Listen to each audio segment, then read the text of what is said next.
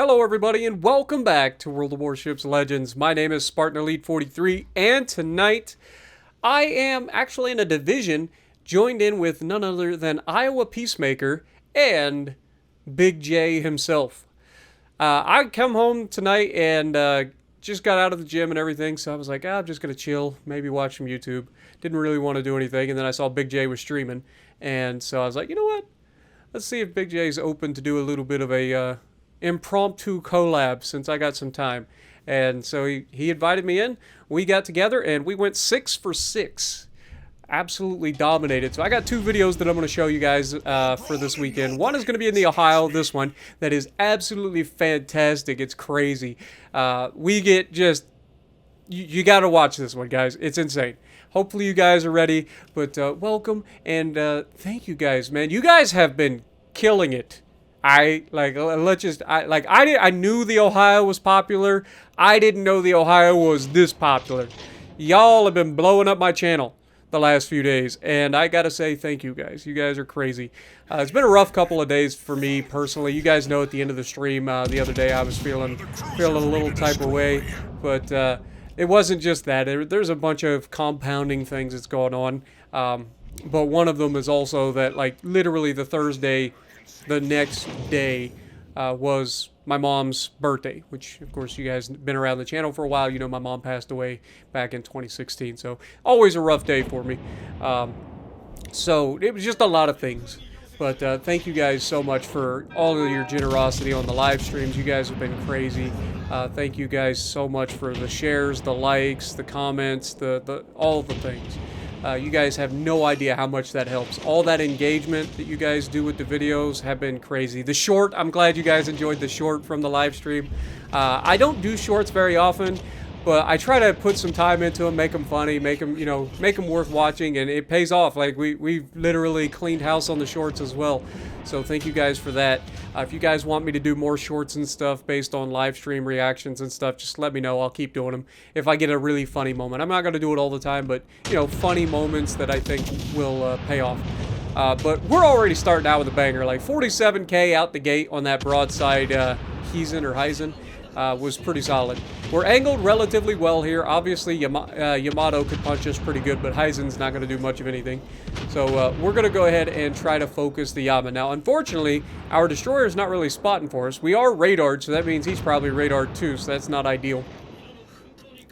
There is an Alaska and a Des Moines in the cap to our left. The Des Moines was shooting us initially, but then kind of like ran away, probably fearing for his life. He sees me in Ohio and he knows that it's probably just a good idea not to test me. Like, let's be honest. I've had some great games in Ohio already. I love this ship, and it's so versatile. In this particular match, you'll see that I'm running the secondary build. I've got the Massachusetts build on this with one change. I dropped Haruna for Megatron to give me a little bit more main battery range, so that I can be more effective, but also have those heals. I think this is probably going to be my build that I stick with. The extra damage is nice, don't get me wrong, but for survivability, as you're going to see during this match, like, it's unbeatable. Like, you just need that extra heals, you need that quick cooldown, you need all the things. The secondaries still reach out to like 10.5 kilometers with this build, which is plenty. You don't need it to go much further than that. Here, I was praying to God this Yamo was going to burn to death, and he does actually burn to death, so that's huge. And now we've got some choices to make. And the choice that I make is what makes this game. How often do I tell you guys this sort of stuff? Now, Schlieffen made a huge misplay, charges out, completely exposes himself to our entire team to focus down, and now he leaves his two cruisers to sit there, and you can see I got Torps showing up behind me. So I could go with the team and go kill these two destroyers, or these two cruisers. Or I could start doubling back to engage the guys coming out of Charlie, right?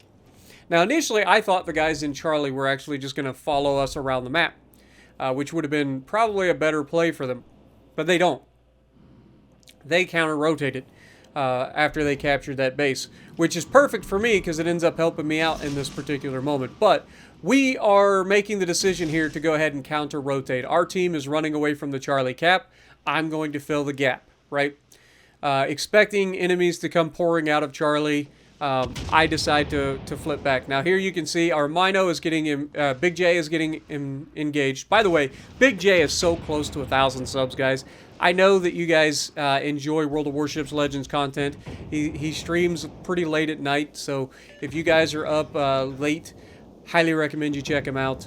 But I'll leave a link down in the description for checking out Big J's channel. He's a very nice guy. He's fun to watch when he does his live streams as well. So let's give him an early Christmas present. Get him over 100 or get him over 1,000 for him. Like I said, he's like 80 subs off. Surely you guys can do that. And when you do, just go ahead and leave a little comment saying representing the Spartan Army or Spartan Army. Just something simple. Just let him know where you came from. I'm sure he'll appreciate it. But here, you saw we just absolutely neutered that Alaska. Alaska did overmatch and smash Big J, which I knew was coming. I just couldn't get my guns on target in time. And the Des Moines, unfortunately, is going to try to run away from me. So at this point, I'm expecting destroyers. You can see I am spotted here. So I'm expecting the destroyer to be right ahead of me or in the cap. And then I wasn't expecting both the destroyers to be here. So we got to turn in here. You're going to see I catch a torp right on the torp belt. Fortunately, it was a daring that did it, so we didn't end up taking a flood there, which is huge. But incoming torpedo beats, boys. Because of that turn, that actually saves us from eating a torpedo again there, which would have been a gearing torp. But now we're going full ham. Both the destroyers on a torpedo reload. They're sitting in the cap. I'm going to go straight at them. I'm not going to fire my guns because I don't want them to see me approaching because they also have teammates out there that can shoot me. But as you can see, we've got Daring spotted. We're going to go ahead and lead him, try to take some of his hit points.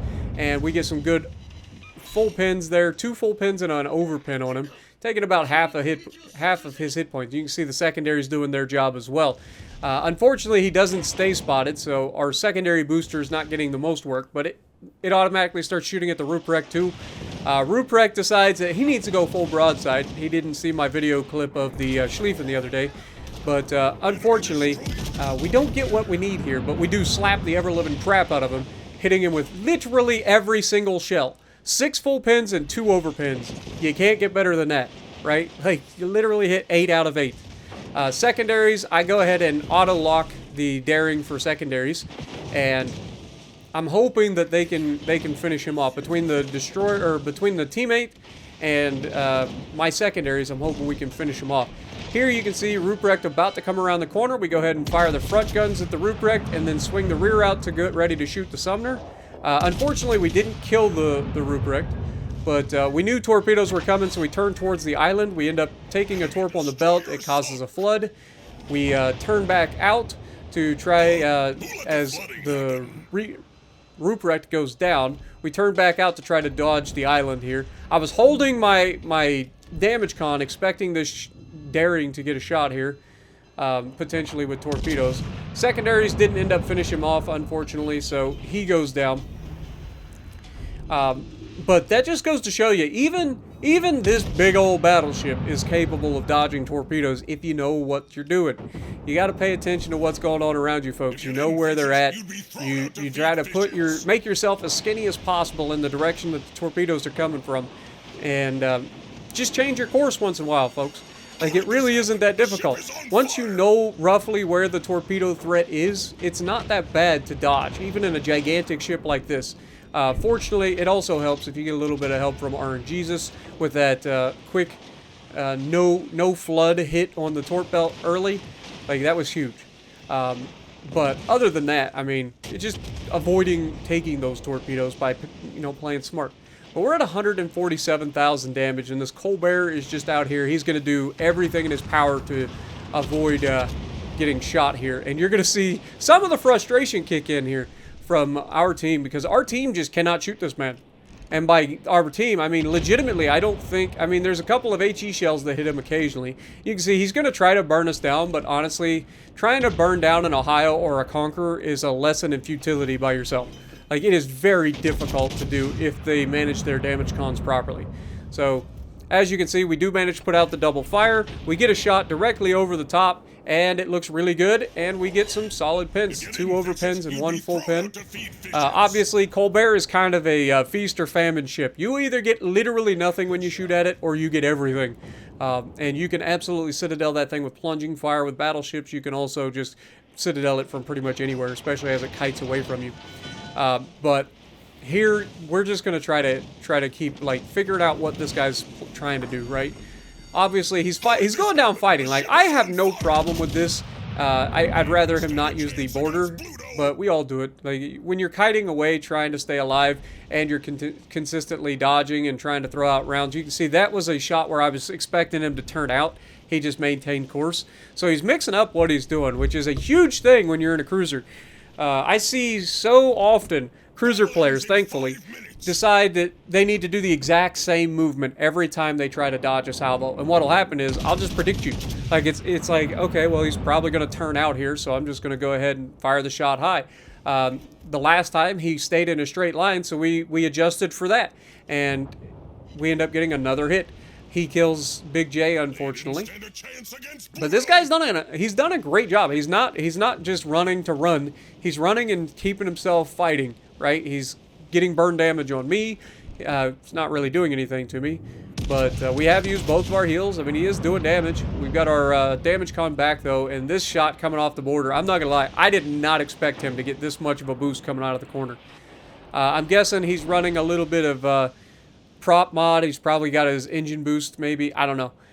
Maybe, I don't even know if they get a prop mod, but he's definitely probably using his engine boost there, because he comes off, like, I was expecting him to have reduced power, so I didn't lead him as much, and you saw what happened. Like, he just ran away from the shells. But, again, you can only do that so many times. He's only got so many places he can go here. He can either go into the border, or he can turn towards me. But here, I expected him to kind of stay in a straight line, not wanting to churn to the corner, and we catch him and finally get that Citadel for 15,750 damage with one of the shells. Only hit him with 2 shells there, but one of them was a Citadel, so you can see how quickly that ship can be taken out if you just get one good salvo. Just one. That's all you need to do. Just try to predict what he's going to do, and you can see he is getting off the border. He's not just border humping like some people do, so I do respect this as much as I hate it.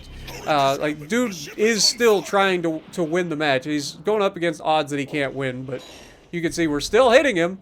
We're able to predict him. We just need that one salvo that goes where we aim it with more than one shell hitting the target.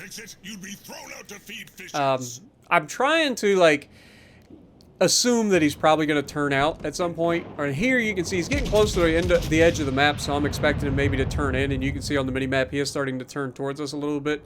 But these shells are already on him by the time he decides to slow down or turn out. So, unfortunately for him, that's all she wrote. And, of course, we get the Pitadel on the last shot, too. But overall, it was a great game.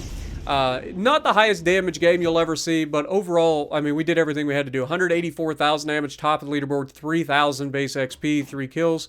So, let me know what you guys think. Are you loving the Ohio as much as I have? Like, I am actually loving this ship so much. So, it's kind of refreshing. And if you like what I'm doing, punch the like button, leave a comment below, subscribe to the channel if you haven't already, and as always, I will see you in the next video.